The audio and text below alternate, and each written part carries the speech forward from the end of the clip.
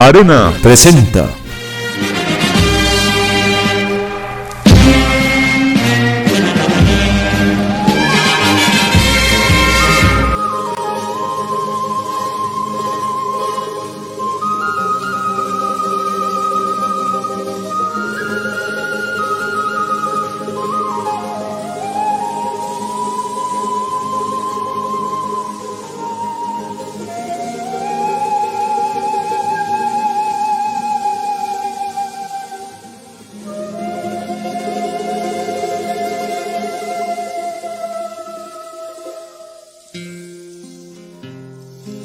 Buenos días, estimados televidentes de nuestro programa Poder Ciudadano, programa oficiado por la Casa del Ciudadano del Perú y por Cumbre TV. Estamos hoy día, lunes de inicio de semana. Hemos hecho toda una campaña en nuestras redes sociales sobre la entrevista que vamos a hacer hoy día a nuestro amigo el mayor Evaristo Castillo. Pero antes quiero fijar posición sobre lo que está pasando en el Perú. La pregunta es, ¿vivimos una crisis? ¿Esta crisis va a traer consecuencias? Escucho por todos los medios de que se puede decir este nuevo gabinete para los sectores de oposición y de todo tipo, escucho de que este es la última oportunidad. Yo creo de que esta gente anda un poco desvariada o está en otro país, ¿no? Nosotros, el pueblo ha elegido a Pedro Castillo por 5 años. La Constitución no dice que debe ser un tipo inteligente o con coeficiente de inteligencia superior a 180. Entonces acá exigirle que por eso lo van a vacar, o cinco entre comillas grandes abogados de los carteles políticos que existen, ¿no?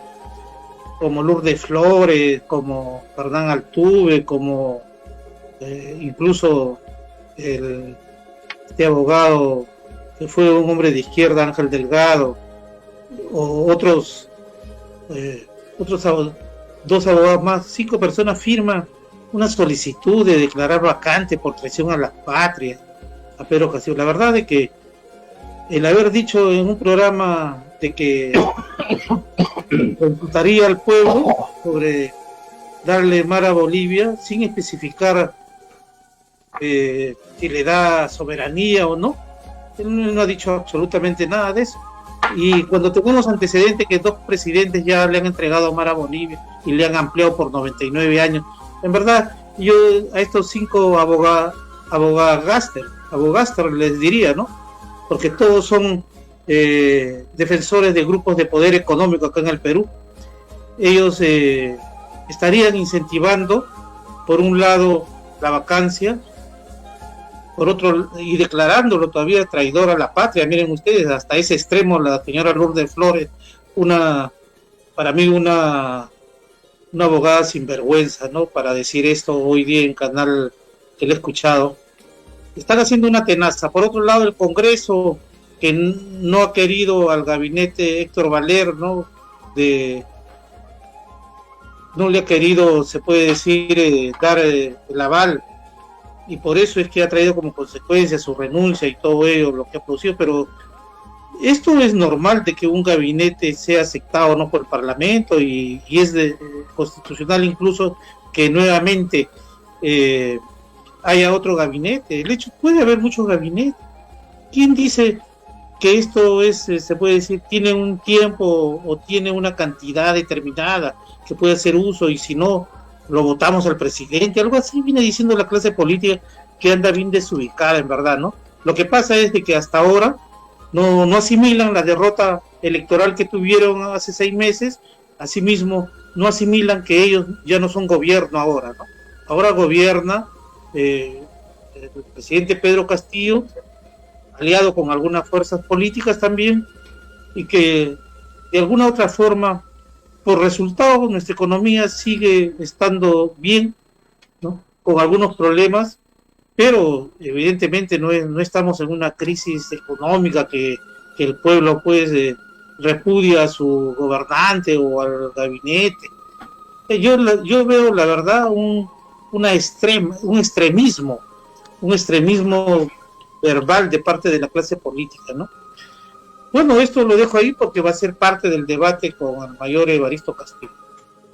Quiero manifestarles de que mi entrevistado de hoy no es un NN, sino es un militar, un patriota, ahora civil, pero que en el momento que había que fajarse, que había que luchar, él lo hizo. Año 92, después del 5 de abril del año del golpe que dio Fujimori y de Varia Hermosa, él salió a la prensa a manifestar y denunciar de que en el ejército, sobre todo en la zona donde él está, se traficaba con droga, los helicópteros se llevaban la droga y que había pues una participación de generales y militares ligados al narcotráfico. Eso lo hizo y él, esta denuncia que él hiciera, yo recuerdo haberlo leído en el periódico La República, que en ese tiempo Gustavo Mómez le dio casi toda la revista Domingo porque denunciara, lo supo hacer en su momento, no se quedó callado a comentar y evidentemente Montesinos le hizo pagar con creces esta, se puede decir, insolencia entre comillas, ¿no? Persiguiéndolo y tratando de asesinarlo, como lo ha denunciado en un libro hace poco un ex miembro oficial de la Guardia Civil, ¿no?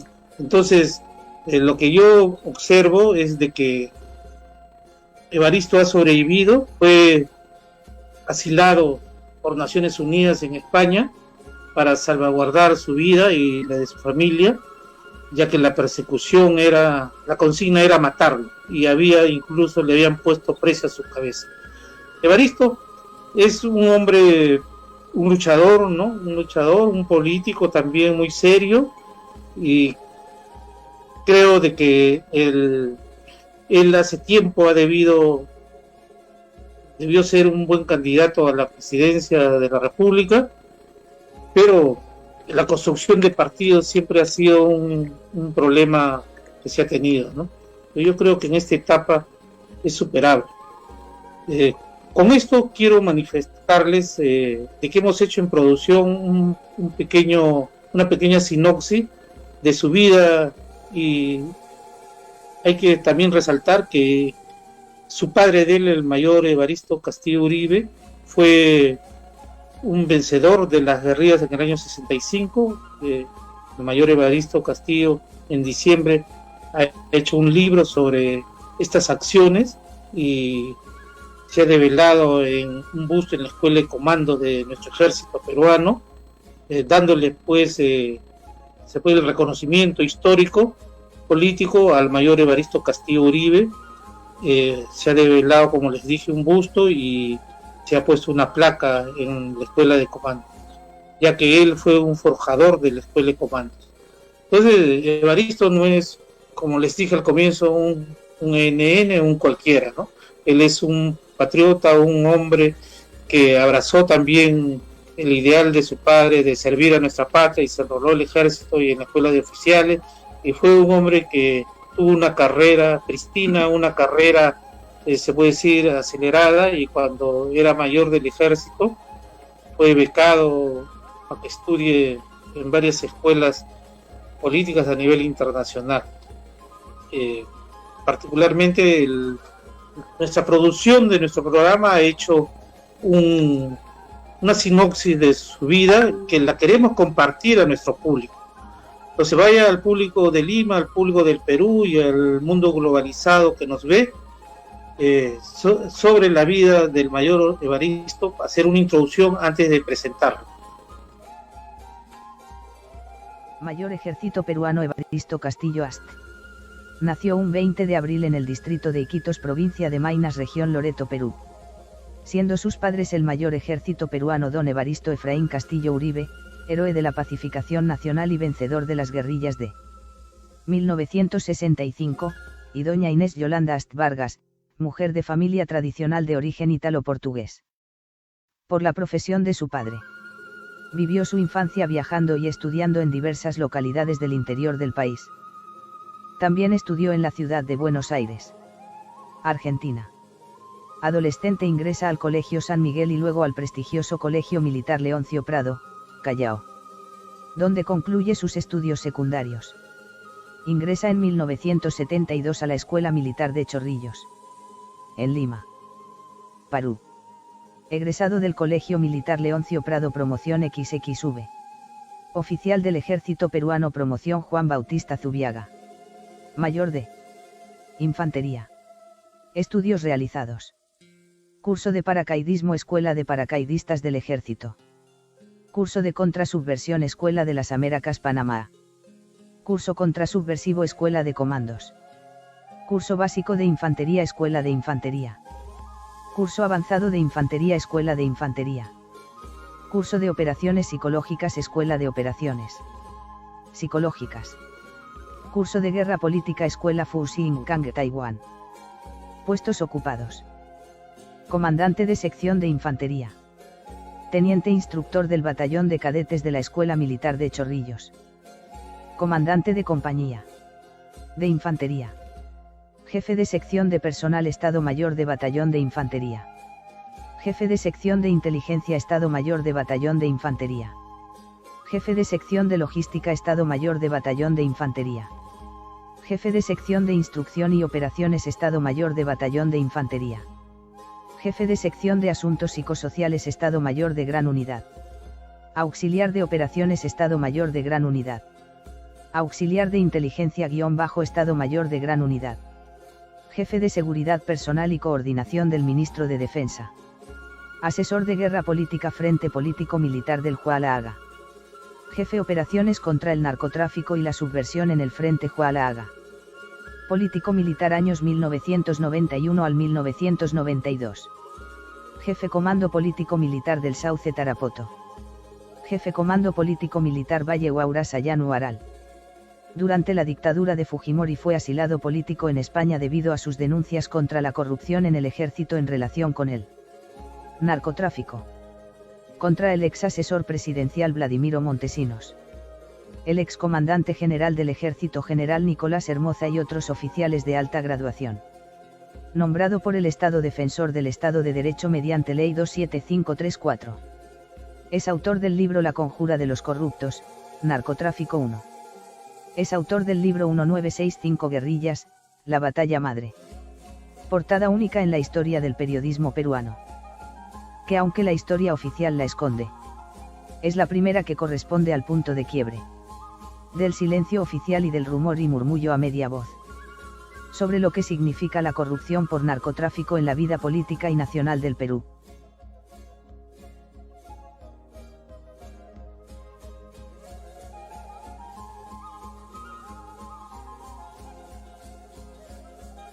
Mayor Ejército Peruano Evaristo Castillo Ast. Nació un 20 de abril en el distrito de Iquitos, provincia de Maynas, región Loreto, Perú. Siendo sus padres el Mayor Ejército Peruano don Evaristo Efraín Castillo Uribe, héroe de la pacificación nacional y vencedor de las guerrillas de 1900. Continuando con nuestro programa, después de ver esta sinopsis de la vida del Mayor Evaristo Castillo como militar de nuestro ejército peruano, quiero ya presentarlo con la finalidad de que él salude a nuestro público. Evaristo, tienes tú la palabra, el micrófono, para que puedas trayarte. Ya, muy buenos días, José. Bueno, muy buenos días también al equipo técnico, Javier. Bueno, y agradecerles la oportunidad que me dan de dirigirme a su audiencia, ¿no? Y también agradecer a la audiencia, a todos aquellos ciudadanos que tienen la voluntad de escucharnos, porque demuestran pues que están interesados no por nosotros, sino por el futuro del país, ¿no? Yo creo que todos los ciudadanos tenemos la obligación de dedicarle tiempo al futuro de la patria, más que al futuro al presente, ¿no? Porque como yo siempre he dicho, el pasado está ahí, ¿no? No hay que olvidarlo para que no se repita, para mejorar las cosas. El presente es lo que realmente importa. El futuro nunca llega, ¿no?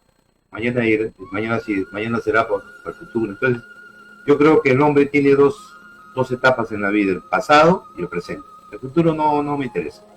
Entonces, Felicitarlos pues ustedes, saludar al público del programa Poder Ciudadano por el esfuerzo que hacen, por el tiempo que le dedican, y también a ustedes, a ti, José Manuel, y también a Javier, ¿no? Y bueno, agradecerles primero por la biografía, ¿no?, que han presentado sobre mi vida. Les agradezco muchísimo. Y bueno, me permite darme cuenta, y quiero compartirlo con el público, que hay instituciones muy grandes en nuestra patria, ¿no? En lo que a mí me tocó vivir, pues, nuestra hermosa y gran y gloriosa institución que es el Ejército, que nos permite, entre otras cosas, muy jóvenes, adquirir responsabilidades, muy jóvenes conocer la patria, de norte a sur, de este a oeste, muy jóvenes vivir experiencias, muchas experiencias, porque el Perú es un país donde las cosas se mueven mucho, muy jóvenes haber vivido la experiencia de enfrentarnos a proyectos demenciales, insanos, ¿no?, donde se juega la vida casi todos los días, ¿no?, como fue la época de la subversión, 1990 al 2000, ¿no? Nos permite también viajar, conocer otros países, estudiar mucho. El militar estudia desde que nace, desde que ingresa a la escuela militar, incluso hasta antes de irse a retiro 2 años antes. Entonces, todo ese potencial que tiene, en este caso, una institución que se llama Ejército, ¿dónde está? ¿Por qué no se utiliza? ¿Por qué no lo expandimos entre tanto problema que tiene el Perú, ¿no? No, porque el militar no solamente... Yo soy convencido que el militar nunca se va a retiro, siempre debe estar en la reserva, porque es un elemento que le ha costado al país mucho dinero formar, muchísimo dinero. Todos esos cursos de cadetes dentro del país, fuera del país, todo eso cuesta mucho dinero. Entonces, el respeto al pueblo peruano, yo siempre invoco a que sea un cambio. El militar no se le debe llamar en mayor retiro, en mayor reserva. En cualquier momento debe ser llamado a ocupar cargos de responsabilidad, ¿no? Y digo ad honorem, porque ya tiene una pensión que se le da al Estado. Entonces hay que aprovechar esa formación, ¿no? Bueno, y disculpen que me haya seguido me parecía que es algo que debía hacer, porque gracias a ustedes, la biografía que han puesto ahí me ha permitido recordarme de muchas cosas que viví, ¿no? Y dije, yo viví esto, ¿verdad? Muchas gracias por la biografía. Mira, Evaristo, este es un reconocimiento de parte de nuestro programa Poder Ciudadano a tu persona, de que nosotros te conocemos muy bien, sabemos tu historia, sabemos tu lucha, sabemos tus sueños también, ¿no?, de querer siempre a nuestro país. Yo creo que te enseñaron, no solamente nuestro ejército te enseñó, sino tu padre mismo te enseñó a amar nuestra patria. Y creo que tú, cuando fuiste llamado a defender la patria, la defendiste, porque no es posible que en nuestro ejército, el ejército de Bolognesi, de Cáceres, de tanto hombre que ha dado su vida, un grupo de criminales, porque no tienen otro nombre, ¿no?, se dediquen a traficar droga para tener pingues, ganancias y vivir de eso, ¿no? Eso es inaudito en nuestro país. Y tú lo has luchado y sufriste, ¿no?, los vejámenes, la persecución política. Sé yo de cerca, hasta que te quisieron asesinar, y eso está en un libro incluso, gracias a que lograste salir del país, te fuiste a España, estuviste 7 años y de ahí regresaste incluso cuando Montesinos estaba todavía en el CIN, y yo sé también lo que pasó ahí, porque me contó un amigo una vez que, tú recuerdas, yo te lo presenté y él te reconoció, ¿no? Y te dijo, sí, en verdad, tú lo cuadraste a Montesinos ahí, ¿no? Yo sé de que tú eres un hombre de lucha, un hombre valiente, ¿no? Y tienes carácter. Justamente por eso, hoy día... Perdona, José, yo te agradezco las palabras, y sí, me gustaría compartir muy brevemente con nuestros compatriotas, ¿no?, nuestros paisanos. Yo llegué a un grado muy joven de mayor, ¿no? Muy joven era. Lo que se llama en el ejército no había perdido ningún ascenso, ¿no? Y luego se me da el honor de ir a trabajar al Ministerio de Defensa. Del ejército pasa al Ministerio de Defensa. Y ahí comencé a ver, estoy hablando del primer gobierno de Fujimori, Y esto hago colación porque si quiere hablar mucho de la incapacidad del presidente Castillo, ¿no? Que no sabe, ¿no? Bueno, Fujimori en ese momento no conocía ni los grados, era presidente del Perú. Entonces no me hablen a mí de incapacidades, porque yo iba como ministro y el presidente me miraba y me decía, ¿usted qué grado tiene?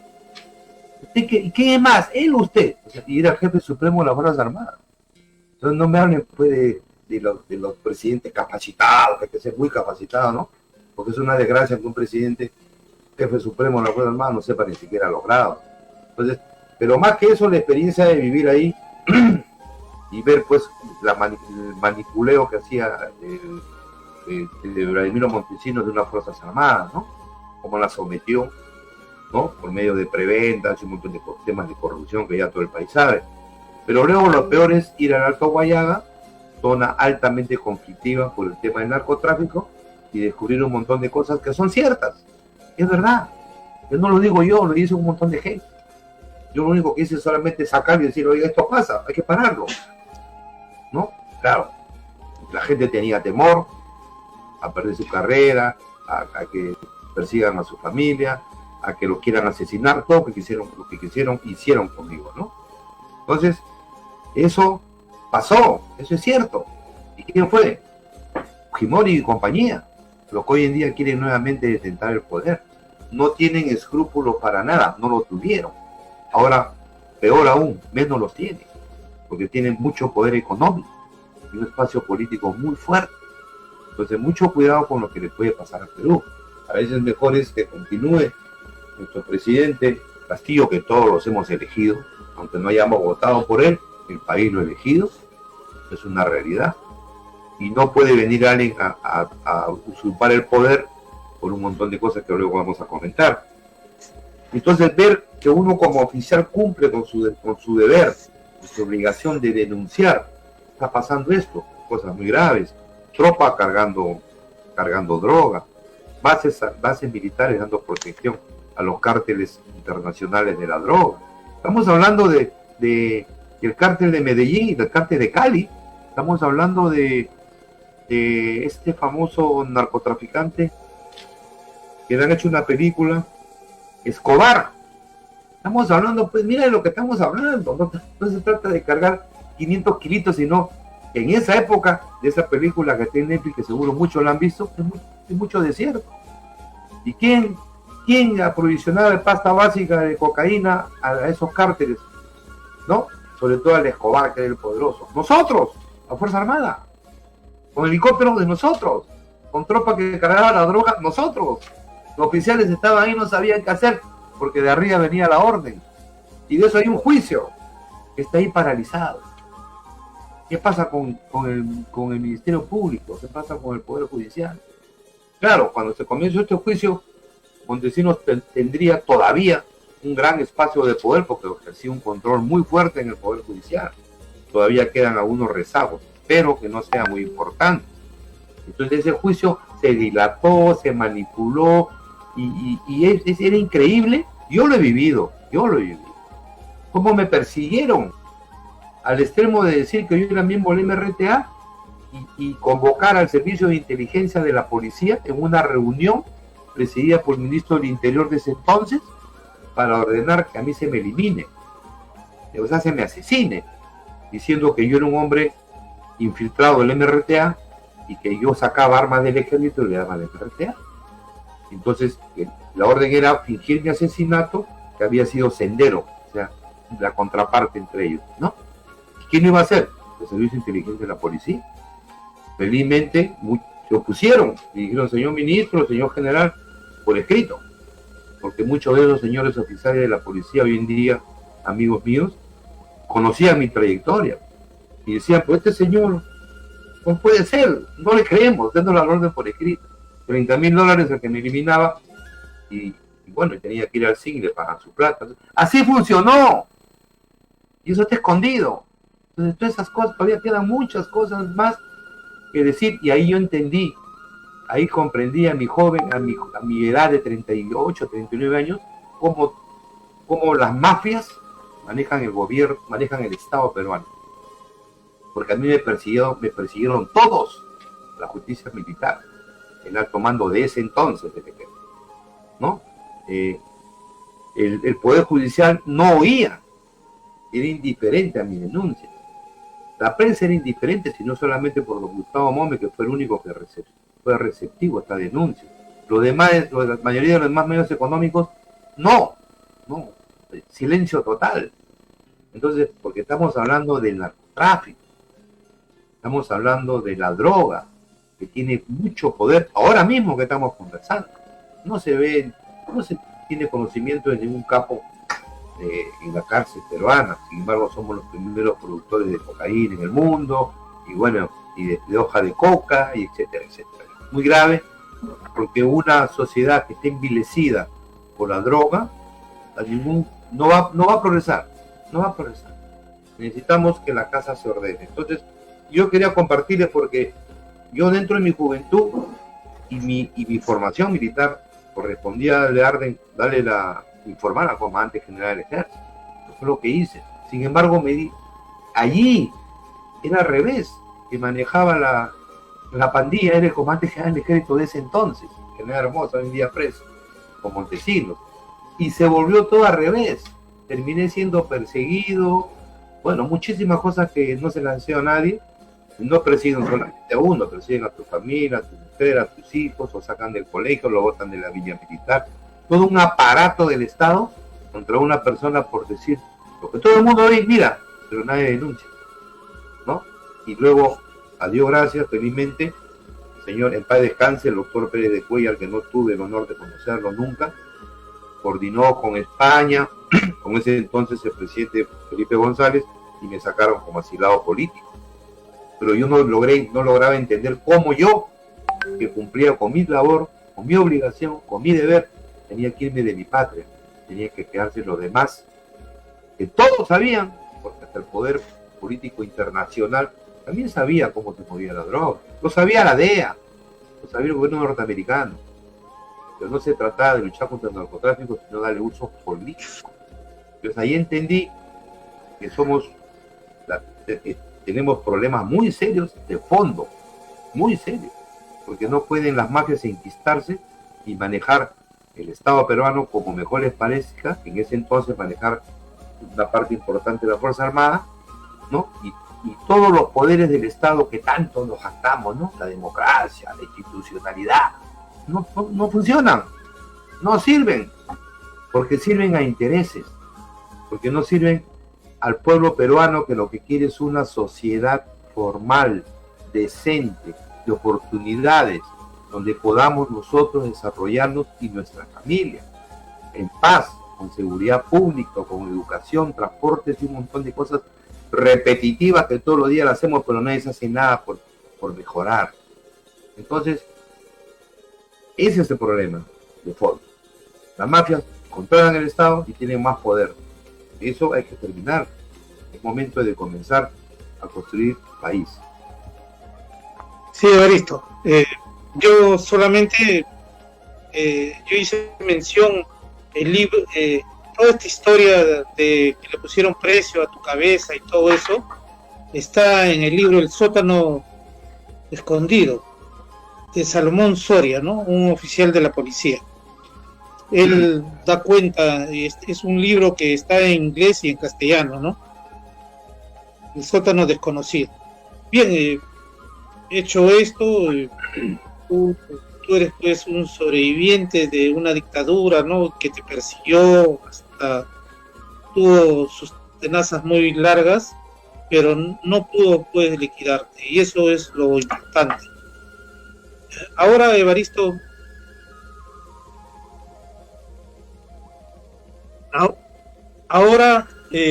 vamos a entrar ya al tema que deseo. ¿Cómo ves la coyuntura actual? ¿Cómo ves la política? ¿Cómo ves al presidente Castillo? ¿Cómo ves a Héctor Valer Pinto, a quien conocemos también? En algún momento lo hemos conocido. ¿Cómo ves toda esta trifulca que ha pasado la semana anterior, ¿no? A hoy, que no tenemos premier? Se dice, ¿no?, que el próximo premier sería el ministro de Salud Ceballos, se dice que sería Roberto Sánchez, ¿no? ha quedado ya, se puede decir, en el escritorio la posibilidad de que sea Roger Naja.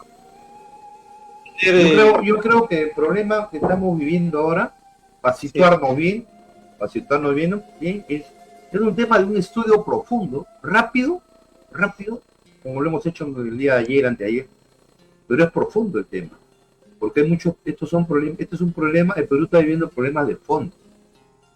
El Perú, nuestra patria, es un país secuestrado, esa es la verdad, secuestrado por poderes que solamente tienen un objetivo, el dinero, nada más. No se habla del bienestar de la sociedad, no se habla del desarrollo productivo, no se habla de una sociedad de oportunidades, de una educación de calidad. No, donde hay progreso económico, uno pone la mano y hay mafias, sea la minería, sea el oro, ¿no? Minería informal, producción de oro informal, la pesca informal, el narcotráfico, la prostitución, el transporte en manos de mafia, la policía pagando por ascensos, en todos lados hay mafias. Dios mío, somos un país de mafiosos, ¿no? Esa es la tristeza y la desgracia del Perú. Somos un país que es muy rico. El problema del Perú es económico. Acá sobra dinero, pero también sobran inmorales, sobran sinvergüenza, sobran corruptos. Ese es otro problema. Entonces, el problema es que el Perú, donde vayamos, ¿no? Hay mucho dinero. La agricultura produce nuestro campo, nuestro mar, nuestros minerales, nuestra riqueza, la mano de obra productiva del peruano. El peruano es un hombre trabajador. Uno sale a las 4 o 5 de la mañana y la gente de Ancón se va hasta Villa Salvador a trabajar todos los días. ¿Sabes lo que es eso? Ese viaje de Ancón a Villa Salvador y después regresa a su casa en la noche. No, son lindos, los peruanos somos lindos, ¿no? Y después ves el anticuchero, el molintero, la pollería La Brasa, la gente se la busca, la consigue a punche. Sin embargo, el Estado peruano no existe. Y lo que hay ahorita es un país secuestrado y hay que reconocer que esta es una guerra. La guerra ya se declaró. Esta es una lucha no por el poder político, por el manejo del dinero. ¿Quién maneja el dinero? ¿No? Estamos viendo que la economía ya marcha a veces sola. ¿No? Antes tú decías, pues sí, pues el problema no es tan económico, porque está produciendo. Y eso que se han tirado abajo varios proyectos muy interesantes de minería, que deberían estar ya produciendo o trabajando para producir en 1 o 2 años mucho más riqueza. Entonces nos damos el lujo. Sin embargo, el Perú es un país que tiene un potencial económico interesante, importante. Por eso, el problema nuestro, repito, de fondo es moral. Y cuando digo moral, es de seleccionar a las mejores personas, no aquellos que dicen que son honestos, no aquellos que han demostrado que son honestos. Pues nuestra sociedad tiene tal crisis de valores que ya no vale con decir, tiene estos títulos, ¿no? Porque ustedes saben como yo, 4, 5, 6 presidentes procesados. Sin embargo, la señora Kengo, que tiene un montón de problemas de corrupción, sale a darnos lecciones, ¿no? Lecciones de exigir que se vaya un señor, porque dice ella que no sabe hablar, ¿no? Semejantes mafias. Esas son pandillas enteras, y pandillas bien estructuradas, que como tú antes decías, juegan en pared. Tú di esto, tú di el otro, ya sabemos quiénes son las personas y qué representan en el Perú. Ya sabemos, ¿no? Decir que, por ejemplo, un grupo de poder, su abogado es este, y ya lo conocemos. Entonces, contra eso ha nacido este proyecto. Yo por eso quería referirme un poco a la democracia en el Perú. Yo veo que la democracia en el Perú tiene hoy en día 3 frentes. Un primer frente que es el proyecto neoliberal, el de siempre, el proyecto mafioso, que lo encabeza Fujimori. Fujimori es ahí el gran director y todo lo demás son sus acólitos, ¿no? Entonces, fíjese, en ese proyecto está pues el negociado de todo lo que es riqueza nacional. Todo. La luz, el agua, la pesca, por donde usted mire, o donde nosotros miremos, está el negocio, ¿no? Con grupo de poder. Y por eso está pues lo que la fiscalía descubrió, por qué las empresas privadas le dan millones de dólares a este partido, ¿no? El contubernio, ¿no? Contubernio debajo de la mesa, ponga este, saca al otro, ¿no? El entrego de las riquezas naturales. Todas nuestras riquezas naturales están entregadas a poderes económicos extranjeros. Nuestra clase empresarial nacional ha sido desplazada y ninguneada. Está ahí, en una esquina, y son los poderes económicos de afuera que dejaron mucho dinero para entregarles pues a ellos estas riquezas. Y así por el estilo, ¿no? El país sembrado de mafias. Uno va a donde hambre vetes, uno va al banco, uno va al préstamo, lo que uno va, siempre hay mafias. Mire cómo se roban mucho dinero de muchas personas en sus ahorros y nadie responde. Ese ninguneo también de los derechos civiles es preocupante.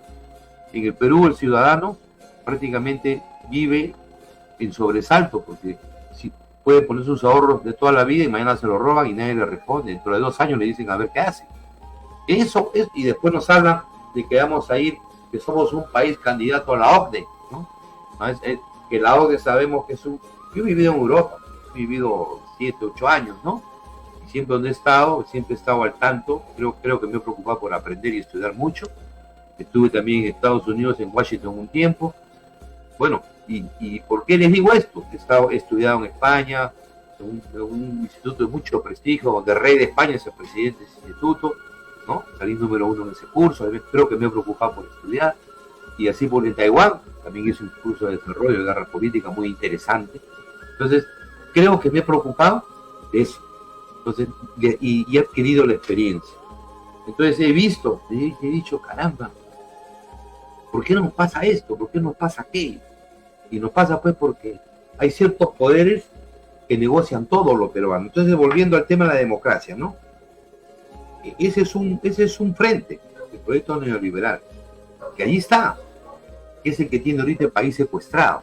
No tienen el poder político, pero tienen el poder económico, tienen el poder real, porque la economía es lo que mueve a la gente. Entonces hay una pugna ahí. Ahora, lógicamente, ellos no quieren el cambio de constitución, porque cambiar la constitución es perder el control de lo económico. Ese es el fondo del problema. Y en otro lado tenemos pues el otro proyecto del presidente Castillo, que es un poco lo que hemos vivido cuando hemos querido hacer algún cambio. El pueblo peruano vota por un ciudadano nuevo, por un proyecto nuevo, y este proyecto generalmente viene con un grave problema. Es un proyecto que no existe. Tenemos el caso de la familia de Humala. También era un proyecto que no existía, que era en lo cacerista, y después corría, y después se hizo nacionalista, y un sancochao bravo. Pero el pueblo peruano vota de corazón por el cambio. El pueblo peruano no votó, en este caso, por Humala, votó por el cambio y contra Keiko, ¿no? O sea, el pueblo peruano es inteligente, vota por el cambio y vota contra la corrupción. Y en esa ceguera, no es una ceguera, no tenemos la culpa, porque el sistema que también defienden poderes oscuros nos pone ese modelo. El poder, la ley electoral, desgraciadamente nos condiciona. Votas por este o por este. El juego es perverso, porque el día que se diga que el voto es facultativo, ahí va a salir el verdadero presidente. Entonces, ese proyecto que se llama el proyecto Castillo es un presidente que llega al poder, nunca, no se lo esperó, y una de las pruebas es que ¿quién lo asesora? Su familia.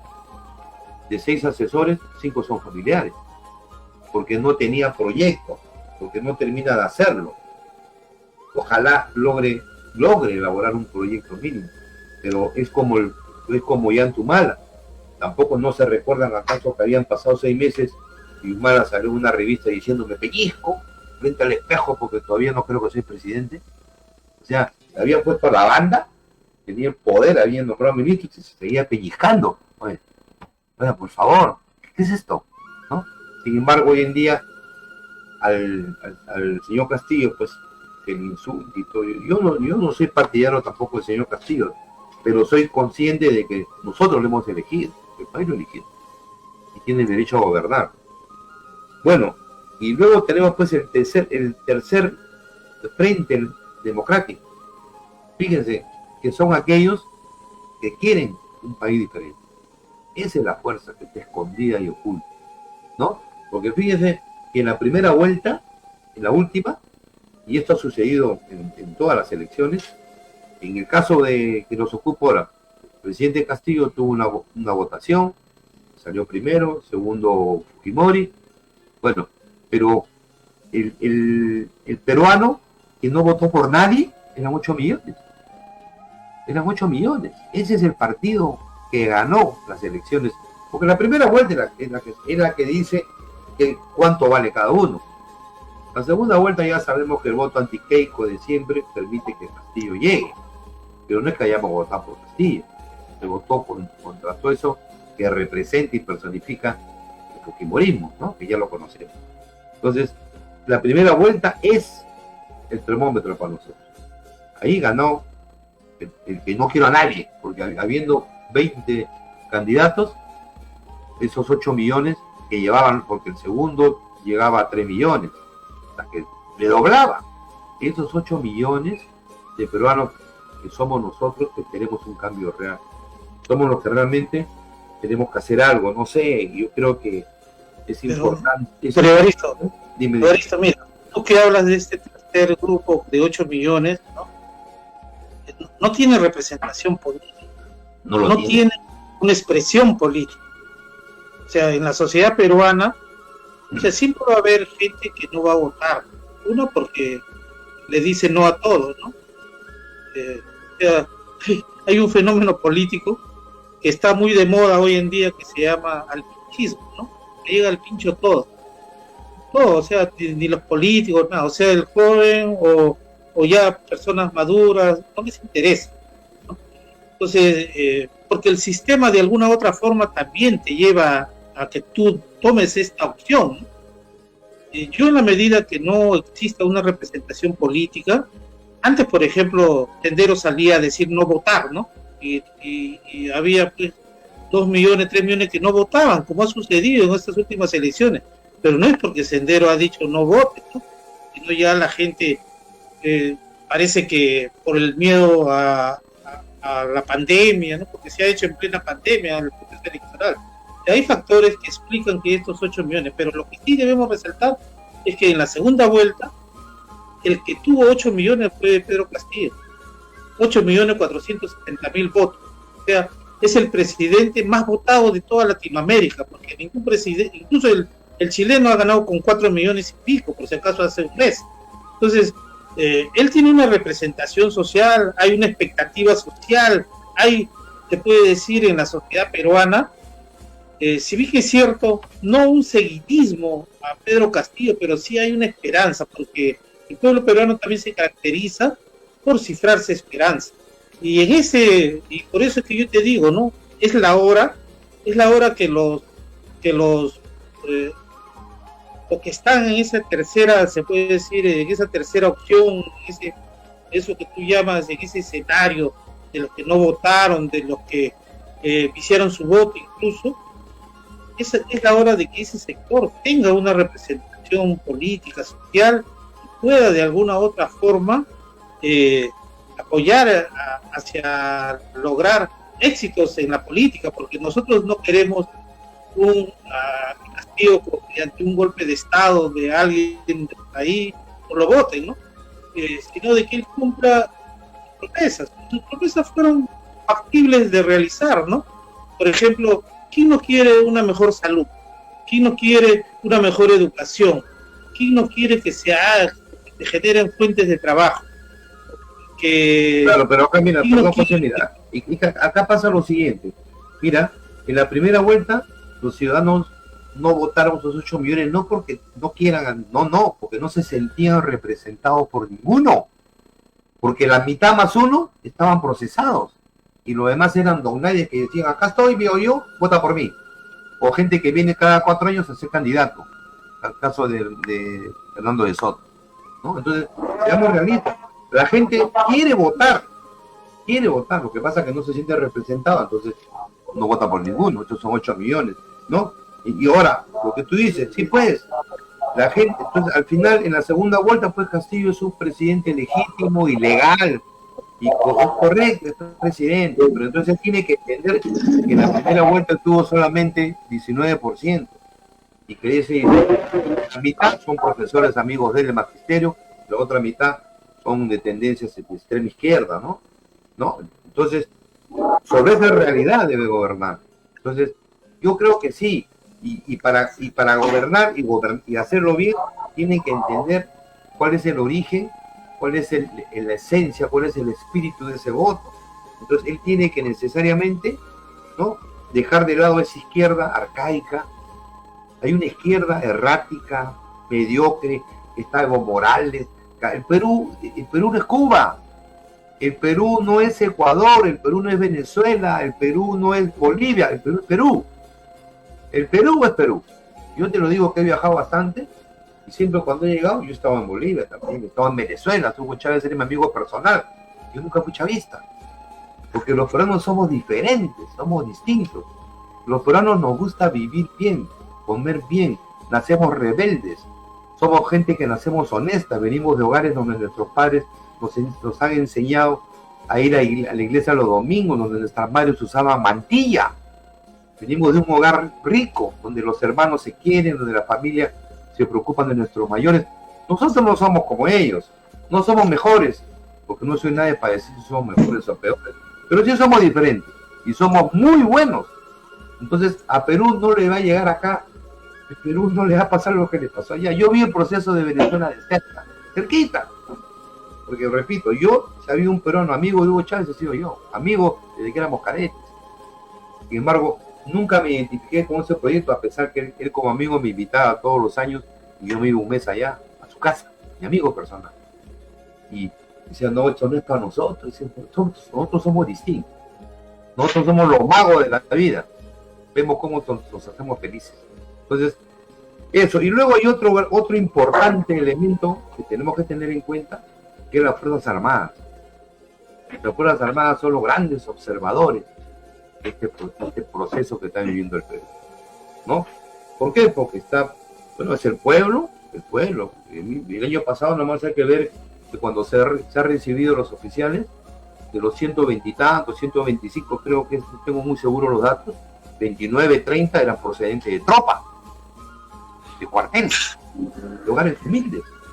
Entonces el ejército generalmente está conformado por oficiales que vienen de un origen muy humilde, que les ha costado su esfuerzo, y hay gente muy brillante allí. Como toda institución que ha estado en este modelo y continúa en este modelo de ladrones y perversos, hemos tenido nuestra cuota de rateros también, de ladrones y sinvergüenzas, y que están hoy en día en las cárceles, habiendo sido comandantes generales, habiendo sido generales de brigada, están en las cárceles, porque los hemos detectado, nuestro sistema ha permitido, les ha encarcelado, ¿no?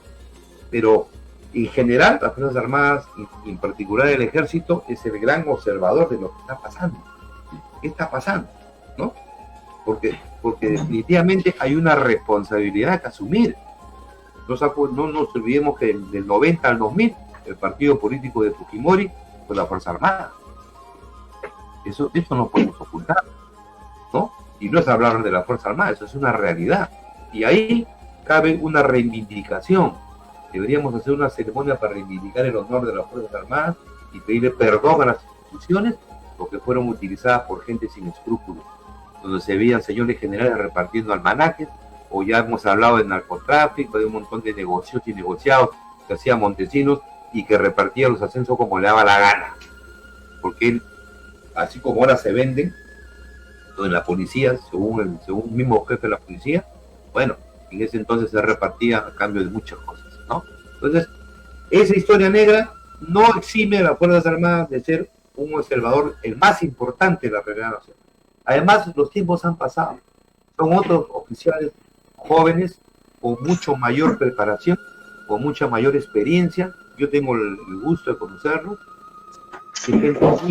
gente muy pensante y gente muy valiosa, y que, fíjense, los últimos años después del Fujimorato, todas esas cosas, la Fuerza Armada ha ido en ascenso y ha recuperado a Dios gracias a su prestigio. Entonces estos jóvenes oficiales han recuperado la mística, primero el país, primero la sociedad peruana, primero el pueblo peruano, ¿no? Entonces ese gran observador tiene esa responsabilidad de estar mirando y en su momento seguro aconsejar, ¿no? Y tendrán pues algo más que decir, ¿no? Pero necesariamente ahí tenemos algo interesante, ¿no? Sí, mira, yo también, yo digo, la Fuerza Armada, después del proceso del año 65, dio un golpe y hizo un cambio estructural que lo hizo Velasco y toda una serie de generales de todas las Fuerzas Armadas del Perú. Y hizo cambios que la sociedad necesitaba. En el agro, fundamentalmente, en la política, en el Estado incluso. Vino después el proceso de lucha armada que implementó el PCS entero contra el ejército y contra el Estado peruano. Fue vencido, pero ellos también levantaban reivindicaciones sociales. Entonces, la Fuerza Armada hasta ahora no ha planteado la necesidad de 30 años de modelo económico que ha fracasado. Nuestro país, como tú dices, sigue siendo, se puede decir, dominado por mafias, ¿no? Entonces la Fuerza Armada debe jugar un papel importante, ¿no?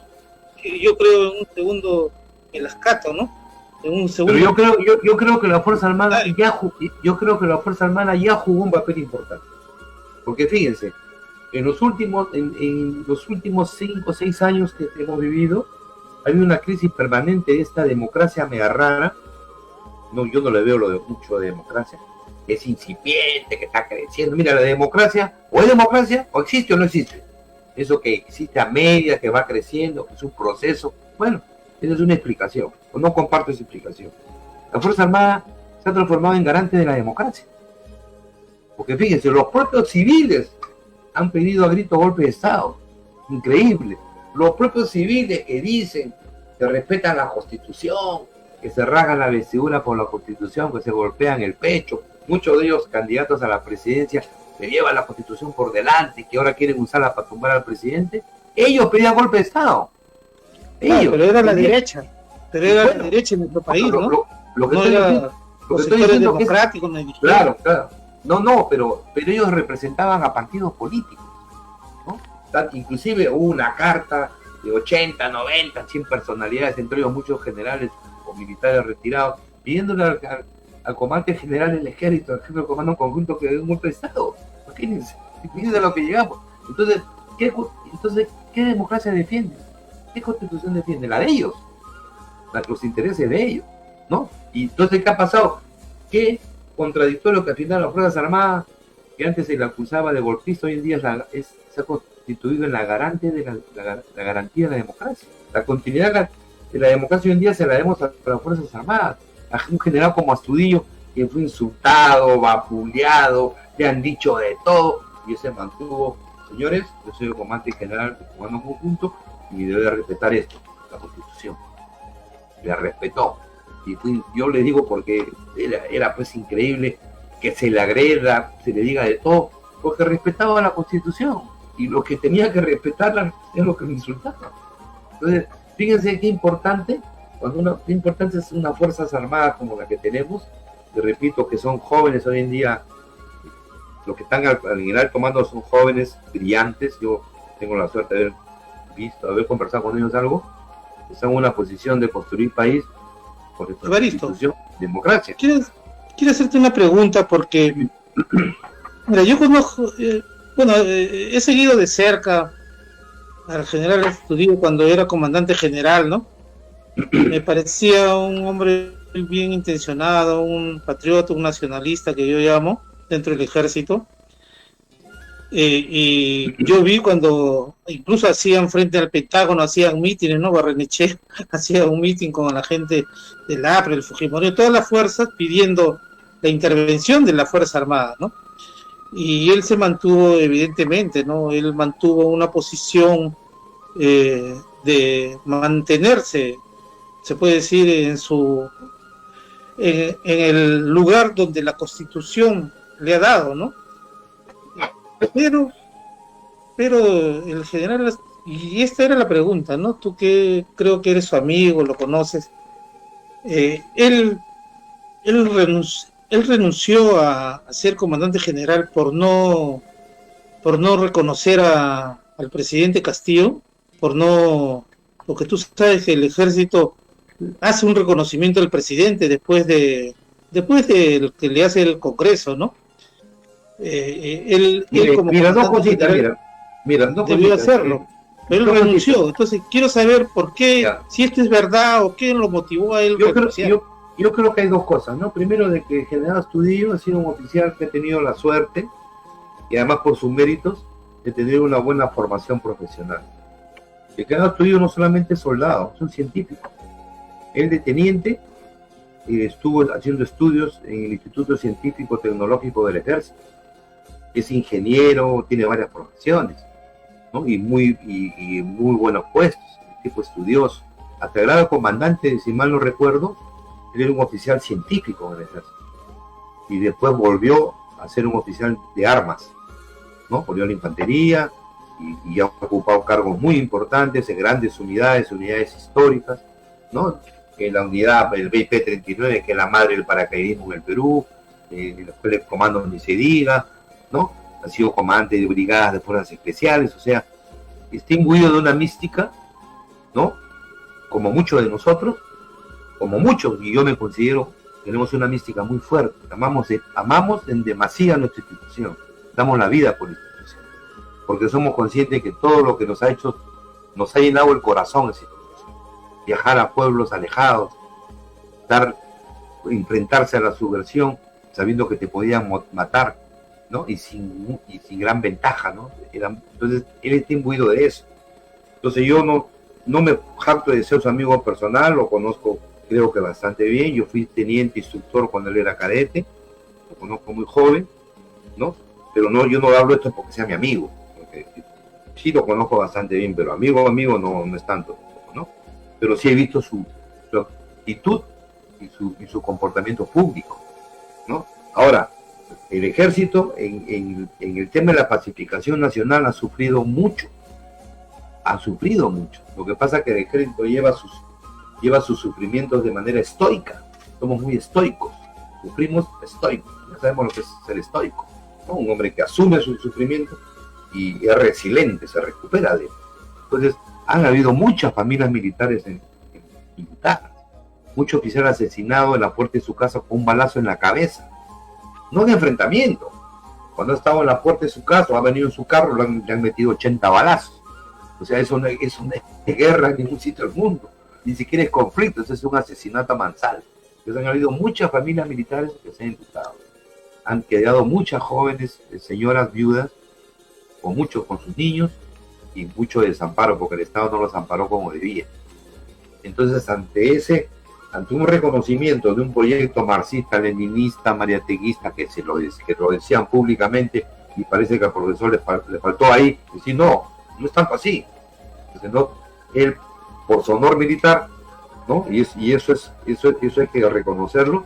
Él dijo, yo no puedo reconocer públicamente un proyecto que ha enlutado a mi institución, que ha asesinado a mis oficiales, que ha dejado un niño huérfano, ¿no? Entonces, eso es admirable. ¿Por qué? Podría haber negociado, ¿no? Pero es un hombre que no negocia, tiene principios. Y eso es bueno. Yo creo que hay muchos peruanos como él, hay muchísimos, no son pocos. Esos son los que deberían de ser llamados en estos momentos difíciles que vivimos. Entonces, Claro. yo ¿no? Ahora más o menos ya tengo una idea de por qué lo hizo, ¿no? Pero yo te voy a decir algo, ¿no? La derecha le llamamos bruta y achorada, personificada en el fujimorismo, en Renovación Popular, incluso en el APRA derechosa también, ¿no? Ahí la ves a Nidia Vilch, acusando a este gobierno de comunista, o sea, colgándole el San Benito de comunista, ¿no? Porque Vladimir Cerrón es el secretario general de un partido que se lo prestó al profesor para que pueda postular. Pero, o sea, se puede decir, esta forma de descalificar a un oponente, de colgándote un San Benito de comunismo, también genera confusionismo en muchas mentes brillantes, en muchas personalidades, ¿no?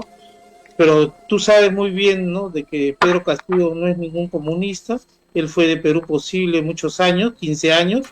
Él no abrazó las ideas ni de Sendero, nada. Ahora, de que haya gente que lo haya apoyado, del Movadé, y de todo se puede decir, del espectro político de la izquierda, eso no da de que él haya puesto, pues, o él sea. Por eso yo creo que la política hay que saber en determinado momento, porque, por ejemplo, miren, en esta crisis, a mí me hubiera gustado que Astudillo sea un premier, un ministro de defensa, por su se puede decir, por lo que él fue y significó en nuestra Fuerza Armada, ¿no? Eso daría, se puede decir, un orden en este caos político que vivimos. Pero, claro, yo creo que hay peruanos así, ¿no? Honestos, ¿no? Claro, que hay que, yo un también Gonzalo creo Alegría, que por ejemplo, ¿no? Un Gonzalo Alegría, claro, un hombre preparado, ¿no? Claro, hay gente que lo apoyó. La esperanza, mira, yo siento esperanza porque conozco varios peruanos de cerca que son muy buenos, muy buenos. El señor Gonzalo Alegría, por ejemplo, es un profesional de primera línea, un hombre con experiencia en economía en Europa. Ha sido uno de los 2 o 3 el tercer cargo en un banco inglés, el más poderoso, creo que es el Lloyds. Entonces tenemos peruanos notables, a ellos hay que recurrir, que están fuera del sistema del oportunismo y que están fuera del negociado. Esos son los que tienen que sacar el país adelante. Ahora mira, para continuar, mira, Castillo es el presidente elegido, lo lamento, el país lo ha elegido, y tenemos que, los peruanos que todavía amamos y queremos a la democracia, tenemos que sostenerlo. A él lo eligió el país, y nadie puede venir a usurpar el poder porque ellos dicen pues lo que quieren decir, ¿no? Fíjense, y acá hay una cosa que a mí me preocupa, ¿no? El presidente de la República tiene la potestad, entre otras, de elegir un gabinete. Él eligió un gabinete, lo puso al señor Valer, es más, lo juramentó a él, a su ministro. Y luego aparece una prensa, saca 5 o 10 noticias durante 5 días, y el presidente, él mismo, se desdice y dice, pues no voy a recomponer. Me parece que ahí ha habido un gran error, porque el gabinete juramentado, ¿no?, por el presidente, el único lugar donde lo pueden decir no es en el Congreso. Así dice la Constitución.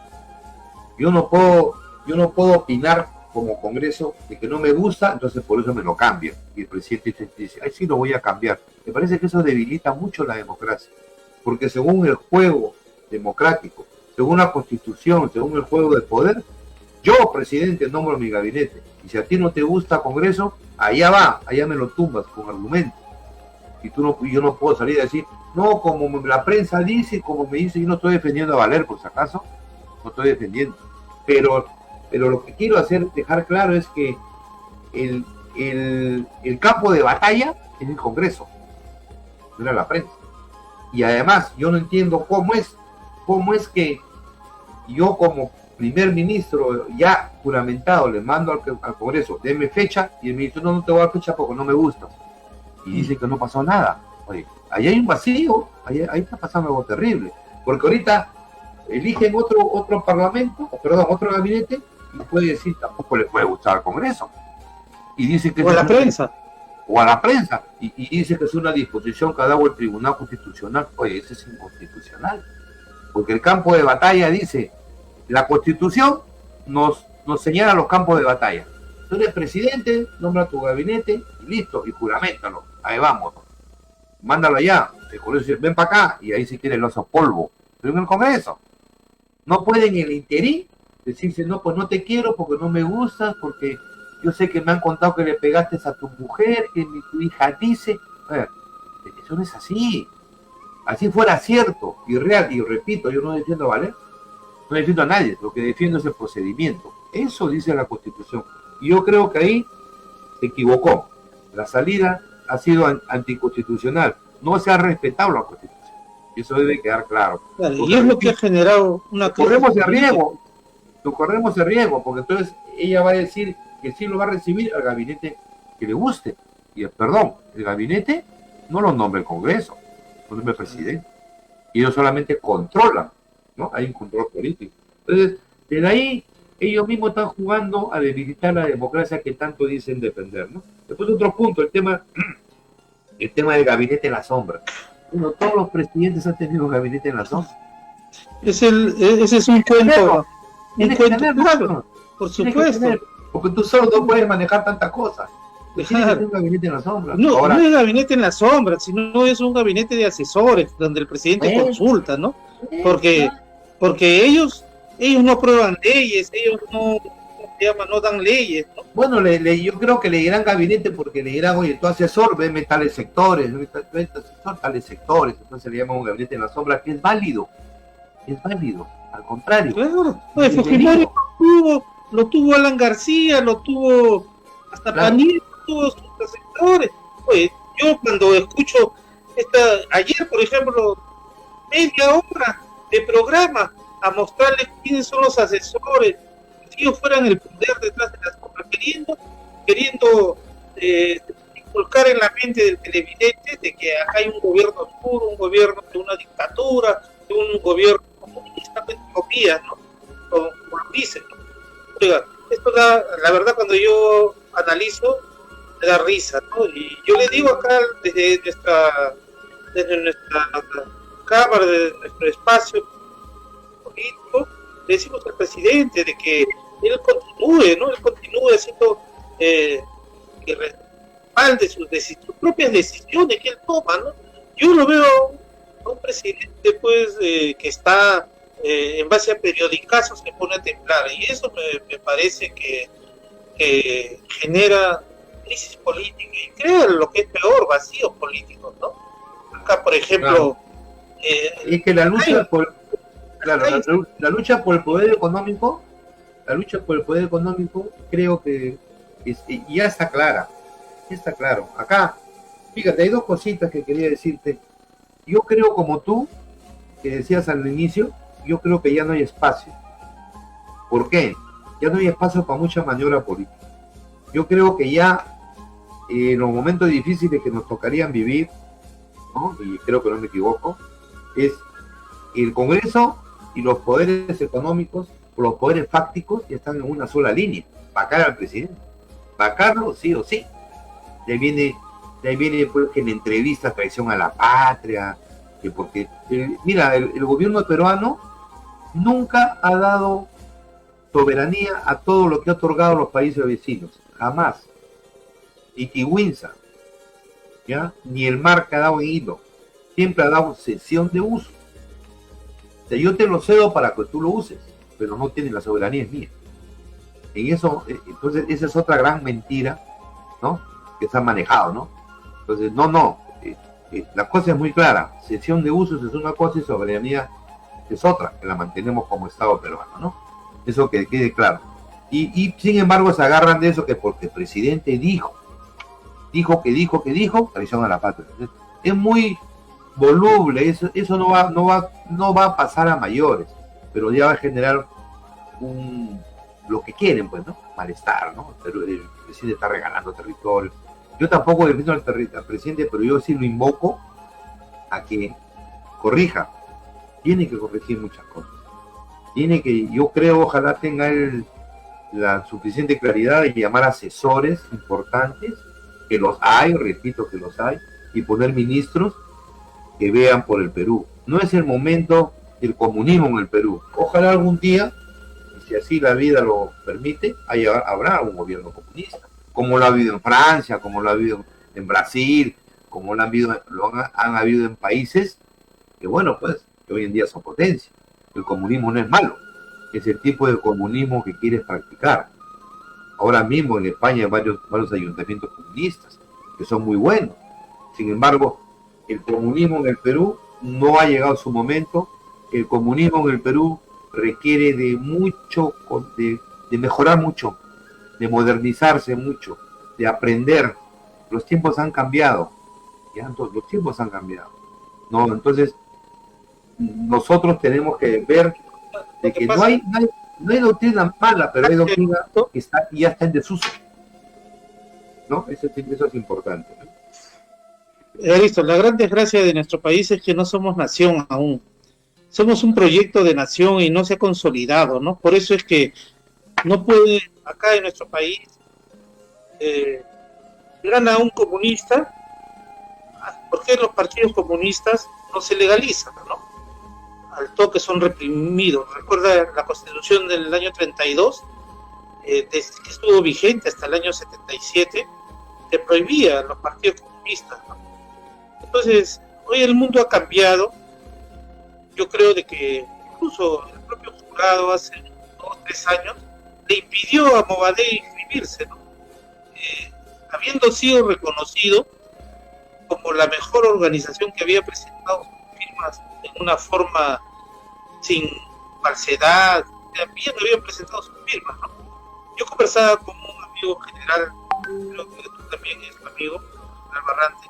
Él me decía que yo hubiera sido miembro del jurado, pero yo le hubiera dado, porque así conocería quiénes son los integrantes del Movadé, dónde está su organización, y todo sería muy legal, ¿no? Y no les daría pie, porque la democracia en determinados momentos se tiene que defender los espacios de la democracia que se ha ido conquistando, porque yo creo que a diferencia de no es una democracia liberal como europea, ¿no? Como la que tú has visto en otro país.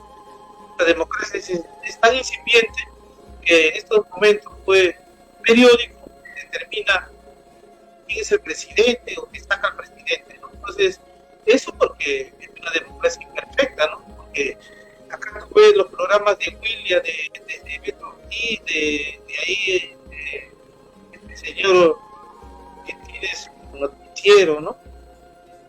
Te insultan así al presidente de una forma tal que si acá hubiera verdaderamente leyes y una verdadera democracia estarían presos estos señores, porque así como nosotros respetamos a cualquier persona y no podemos ofenderla porque no nos agrada, ¿no? Porque si no puedes, no hay que bonito, ¿no? Que bajo el vivío de comunista, de incapaz, de inecto, te ponen pues calificativo N y traer abajo un gobierno. Yo creo en nuestro país necesitamos corte, necesitamos una democracia donde una vez alguien decía que casi implementar la democracia que hay en los países del norte, evidentemente muchos de estos sinvergüenzas que Odebrecht les ha dado dinero, ¿no? Y dinero negro ahora lo sabemos, ¿no? Este Bertini, por ejemplo, está este empresario Giancarlo Bertini, que se ha entregado a la justicia luego desde el 2018 que se había desaparecido, ¿no? Se ha presentado y ahora va a ser testigo de cómo acopiaba dinero para entregarse. Yoshiyama le entregó $800,000 de Odebrecht, y eso lo ha dicho Yoshiyama, ¿no? Por eso es que este hombre estaba clandestino y ahora se ha presentado y bueno, que él hable va a decir de dónde venía el dinero y todo eso, tiene que decirlo. Y la que está pues más bien con un paso a la cárcel. Y miren, en nuestro país, creo que tú lo decías anoche, el único país donde las denuncias, las pruebas están ahí, pero recién en diciembre se va a iniciar un juicio contra aquel. Esta es la democracia imperfecta que se vive en el país. Por eso yo te digo a ti, una pregunta te hago, ¿no? Ya que tú has referido a este tema, y muchas veces te he escuchado hablar incluso del defensor del SAR anticorrupción, de la figura, ¿no? Que en algún momento se pudo dar y ahora ya no existe. Tú que eres un hombre que ha vivido en España, que ha visto cómo ahí se dan, pues, cómo son las autoridades, ¿tú qué plantearías acá para el Perú, dentro de tu visión de hombre? ¿Qué es necesario hacer? Por ejemplo, todo el cono norte y el cono sur igual, los asaltos, ¿no? Los asaltos ahora te dicen en manada porque te vienen cinco, ¿cómo se llama? De estas mototaxis. Mototaxis de cada que asaltan a una persona y se van. Eso es lo que vemos ahorita. ¿Y policía dónde está? La policía ha abandonado los espacios donde vive la comunidad. Yo creo que tú, como un hombre que yo sé que eres especialista en el tema de seguridad, ¿cómo ves este tema de la inseguridad que vive? Yo creo que nosotros en nuestras fuerzas policiales y en nuestras fuerzas armadas tenemos gente que conoce mucho del tema y que maneja bien el tema, y que inclusive existe una serie de planes para tumbarnos la delincuencia en 5 o 6 meses. La podemos hacer. Pero yo no sé por qué, teniendo tanta experiencia, instituciones con hombres muy claros en el tema, siempre se recurre a la improvisación. Porque, por ejemplo, yo una vez vi un plan, y fui parte de la constitución de ese plan, que se decía que en Cañete, por hablar rápido del tema, se hacía un cuartel policial con 2.000 hombres, y en Ancón otro con 2.000 hombres. Hay espacio. Y luego, cuando se quería, se hacía rastrillaje, los de allá venían acá y los de acá iban allá, subiendo para los costados, para sacar todas las armas que están ahí haciendo daño al ciudadano. Eso se puede hacer, pero no les interesa hacer. ¿Qué cosa está pasando atrás? ¿Qué quieren? Presupuestos. Acuérdense del tema de la subversión. Yo tengo ahí mi teoría que la puedo sustentar. La subversión en el Perú duró 20 años, pudiendo haber durado 10 años, porque las Fuerzas Armadas estaban preparadas para sofocar eso, pero habían intereses que querían que duraran 20 años. ¿Por qué? Porque esas famosas emboscadas, esos famosos atentados generaban presupuestos para la pacificación, y esos presupuestos se perdían en el camino. O sea, el ratero que tenía los galones generaba él mismo estas condiciones, porque cuando hay violencia social, el Estado tiene que generar presupuestos especiales. Entonces, a muchos de estos personajes que luego terminaron en la cárcel porque tenían varias viviendas y tenían cuentas en más de 1 millón o 2 o 3 millones de dólares a nombre de la esposa, de los hijos, viviendas en La Molina, en las Casuarinas. ¿De dónde salió eso? De los presupuestos pues especiales para la pacificación nacional. ¿De dónde tenía el general Hermosa 20 millones de dólares? ¿De dónde tenía también cuenta en dólares su esposa, sus hijos, su hija? ¿De dónde el general Malca, ¿no? Que bueno, murió. ¿Dónde muere Malca? En Brasil, en un distrito exclusivo de la High Life, viviendo en un hotel de 5 estrellas, y nunca se le capturó. Sin embargo, en México fue detenido 15 días, y la policía mexicana le avisó a la policía peruana: claro, tenemos a Malca. Lo pidieron a los 3 meses cuando ya no había. Entonces, toda esa pillería, todas esas mafias, todos esos pillos que tenemos manejando el Estado, hay que terminarlo, porque así no avanzamos. El presidente Castillo tiene una tarea titánica, para poder poner orden en todo esto, volviendo a la seguridad pública. Hay muchas formas de manejarlo, ¿no? Y ya se dice que el tema de inteligencia, nuestra Policía Nacional necesita una reforma. La reforma policial se quedó a la mitad. Entonces, ¿cuál es mi teoría? O la militarizamos todo, un código militar, o la ponemos pues civil, como una policía civil científica, o un código más relajado, ¿no? Tenemos que decidirnos, porque lo que hemos hecho es poner a la mitad, darle grados, creen que porque se dieron grados, se acabó la reforma, mi comandante, mi coronel, mi general. No es eso. El tema policial no es el tema policial es científico, ¿no? Es de creatividad, es de inteligencia, es distinto a nosotros los militares. Entonces, ahí hubo un manejo político también perverso, que lo que querían es una policía media militar para que en su momento pudiera, muy imposible, ¿no?, enfrentarse a la Fuerza Armada en caso de un golpe de Estado. Fueron intereses políticos por los cuales se hicieron esa reforma, que la hizo inicialmente Belaúnde y luego lo hizo la Casilla, y que ahí está lo que está. No sirve para poco o para nada nuestra policía. Entonces, a todo eso hay que cambiar las cosas. ¿Que se pueden cambiar? Claro que se pueden cambiar. Que tenemos personalidades que lo pueden hacer, que son gente profesional y transparente. Claro que las tenemos. Sí las tenemos. Pero hay que poner ahí a los mejores. Tú me hablabas de un modelo para gobernar el país. El modelo tiene que ser 2 cosas. el funcionario tiene que ser honesto y eficiente. Un hombre honesto, que los hay, que no se lleve la plata a su casa, o se la dé a sus amigos. Un hombre honesto, ¿no? Y que además sea eficiente, que conozca el tema, que sepa del tema, que también los hay, los hay. Y aquello también hay gente con mucha formación que no necesariamente tiene experiencia en el tema, pero tiene formación. Porque a veces cuando dicen, hay que llamar a los que tienen experiencia, ¿a quién? A los de siempre. Y lo demás, la experiencia se adquiere cuando tú vas a un cargo. Lo que tienes que tener es la formación básica para poder mínimamente ostentar y producir en ese cargo. Entonces no nos dan cuenta que tendrían que ir ellos, los de siempre, ¿no? Es otro maniqueísmo, ¿no? Entonces yo creo de que eso es importante. Fíjate lo que ha pasado con Repsol, con el famoso derrame petrolero. Una vergüenza, ¿no? Porque, bueno, ya sabemos la historia, 6.000 barriles, 11.000 barriles, 22 playas contaminadas.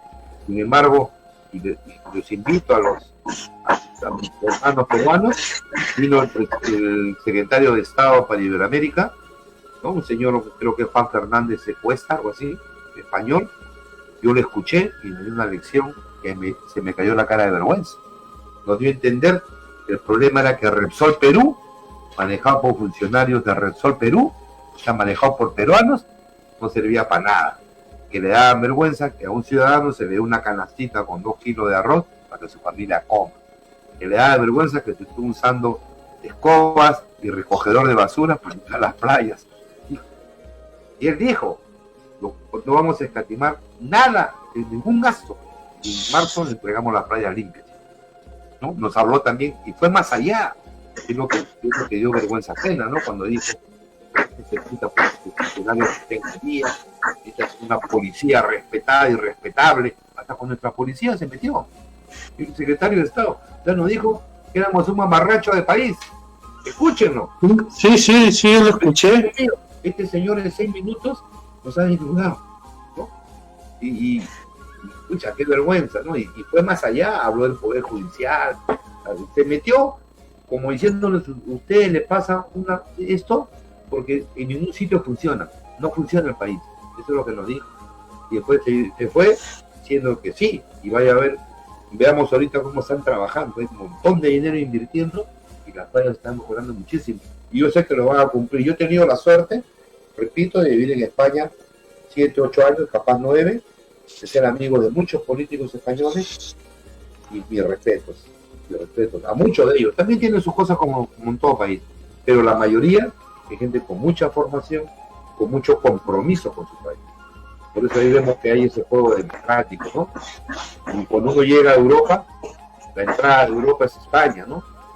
Ahí yo creo que es una cuna del pensamiento, el movimiento, el pensamiento político siempre está en movimiento, replica en Inglaterra, replica en Francia, ¿no? En Italia, o sea, es algo que nosotros hemos perdido. Nuestros partidos políticos no sirven para nada, son 20 amiguetes que lo que quieren es dinero fácil. No hay escuelas políticas de formación, no tienen muchachos becados y hoy en día manejan dinero. Y hoy en día los partidos políticos, el Estado peruano les da dinero. Pero invierten en un montón de tonterías, pero no invierten en mandar chicos a Europa, jóvenes, líderes de ellos, para que aprendan. Yo creo que el objetivo debe ser que todo aquel cargo político de los partidos deben de tener un estudio, una profesión que se llama ciencia política. Como un médico que va a manejar un hospital, que es el médico. Sí, dime. Me faltan 6 minutos para terminar el programa. Quiero que hagas una reflexión, ¿no? Una reflexión, tú como peruano, como militar. Yo te voy a hacer una pregunta, pero dentro de esta pregunta haz tu propia reflexión, por favor. ¿Tú estarías dispuesto a apoyar a este gobierno, a poner el hombro para salir adelante? Sería la pregunta. Yo creo que todos los peruanos, ¿no?, que nos sintamos capaces, debemos de apoyar al gobierno que hay, ¿no? Es nuestro gobierno, fue elegido por el país, ¿no? Y bueno, eso sí ser claro, ¿no?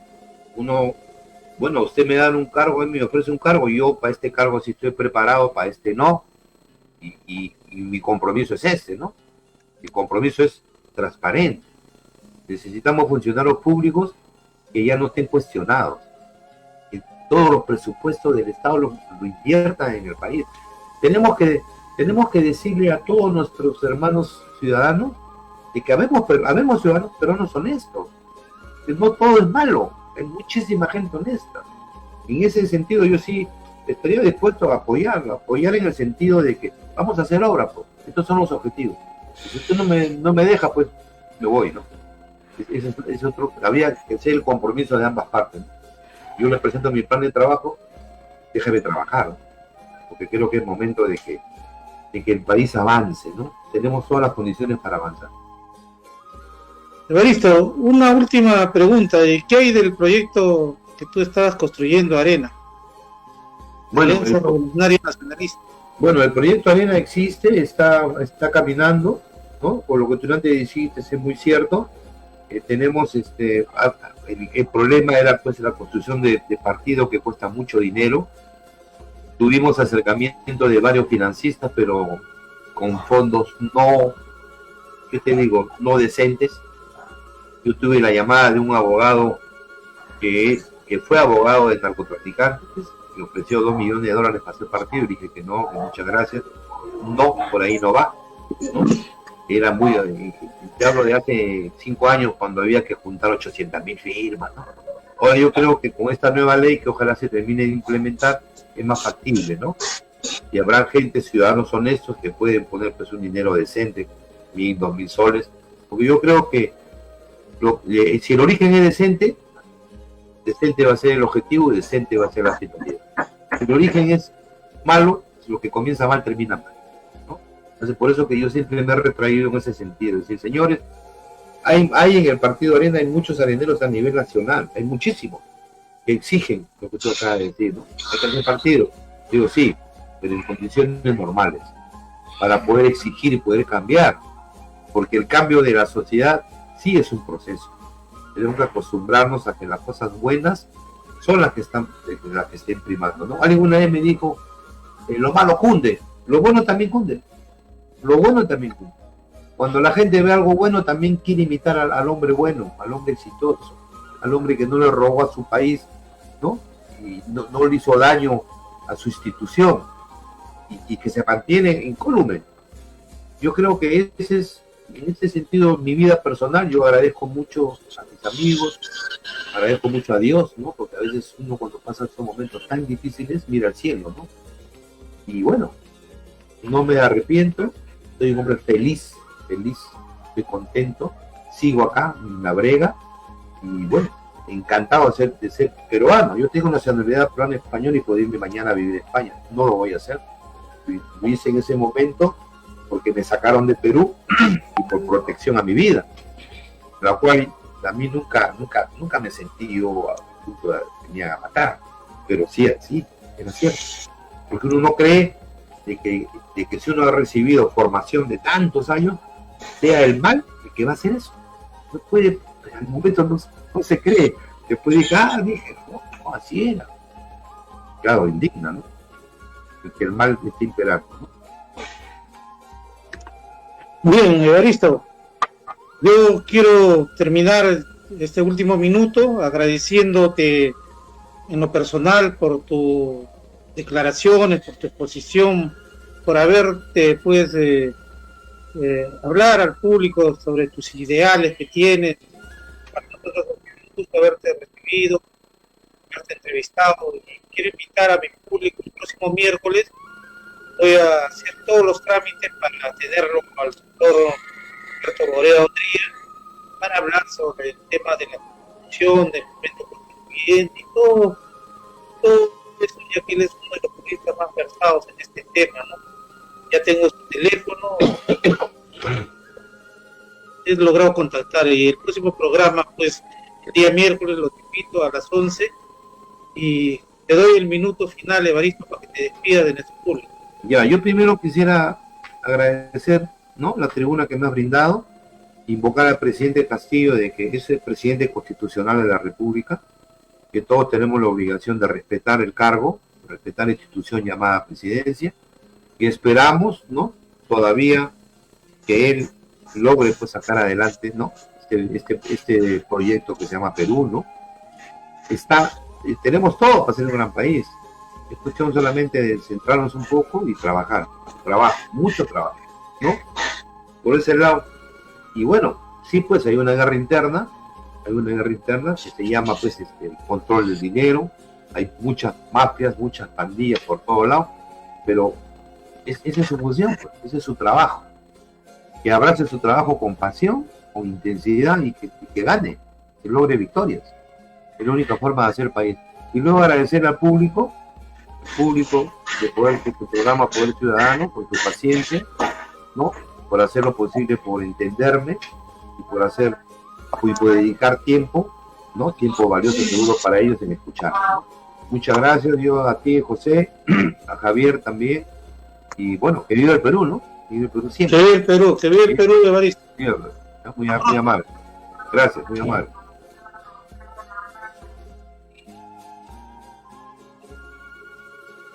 Wow.